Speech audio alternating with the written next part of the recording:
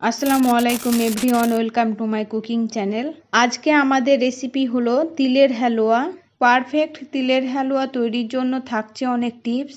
সঠিক পরিমাণ ও পদ্ধতি জানতে পুরো ভিডিওটি দেখতে থাকুন।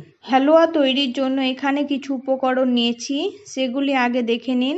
গোটা গরম মশলা, নারকেল কোড়া, চিনি, চালের গুঁড়ো, 250 গ্রাম তিল ও তেজপাতা। প্রথমে গোটা গরম মশলা ভেজে নেব, তার জন্য ওভেনে কড়াই চাপিয়ে দেব। কড়াই গরম হয়ে গেছে, দেব গোটা গরম মশলা। গরম মশলাগুলোকে শুকনো কড়াইয়ে 2 থেকে 3 মিনিট ভেজে নেব। ভাজা হয়ে গেছে, তুলে নেব। এবার এটা ঠান্ডা করে ব্লেন্ড করে নেব। ব্লেন্ড করা হয়ে গেছে, পাশে রেখে দেব। এবার তিল ভেজে নেব, তার জন্য কড়াইয়ে তিল দিয়ে দেব। তিল 5 থেকে 6 মিনিট ভেজে নেব। তিল ভাজা হয়ে গেছে, তুলে নেব। এবার তিল ঠান্ডা করে নেব। ঠান্ডা হয়ে গেছে, ব্লেন্ড করে নেব, তাই তিল ব্লেন্ডারে দিয়ে দেব। ব্লেন্ড করা হয়ে গেছে, বলে ঢেলে দেব। এবার একটা মিশ্রণ তৈরি করে নেব, তার জন্য ব্লেন্ড করে রাখা তিলে দেব 1 বাটি কোড়া নারকেল, হাফ বাটি চালের গুঁড়ো, 1 বাটি চিনি ও ব্লেন্ড করে রাখা গরম মশলার গুঁড়ো।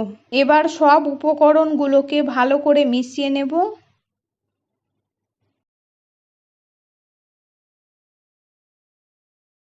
মেশানো হয়ে গেছে, এবার দেব 1 লিটার দুধ। মেশানো হয়ে গেছে, এবার এই মিশ্রণটা কড়াইয়ে ঢেলে দেব।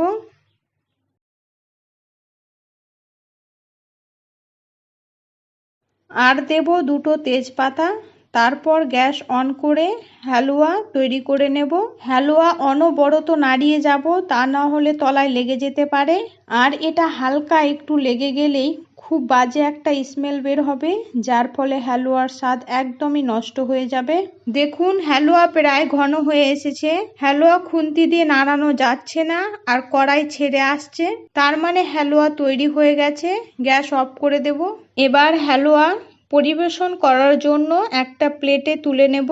তোলা হয়ে গেছে, আর এইদিকে দেখুন বাকি হালুয়াটা ফ্রিজে রেখে দেব। এটা দিয়ে আরও একটা রেসিপি আপনাদের কাছে শেয়ার করব। অবশ্যই আপনারা এই পরের রেসিপিটি দেখবেন, আশা করি আপনাদের ভালো লাগবে। এবার এইদিকে হালুয়ার উপর হাফ চামচ ঘি দিয়ে উপরটা সমান করে নেব। এবার উপরে কয়েকটা কাজু বাদাম দিয়ে দেব। ইনশাল্লাহ পরের ভিডিওটি খুব তাড়াতাড়ি চলে আসবে। সুস্থ থাকবেন, ভালো থাকবেন। সম্পূর্ণ ভিডিওটি দেখার জন্য ধন্যবাদ।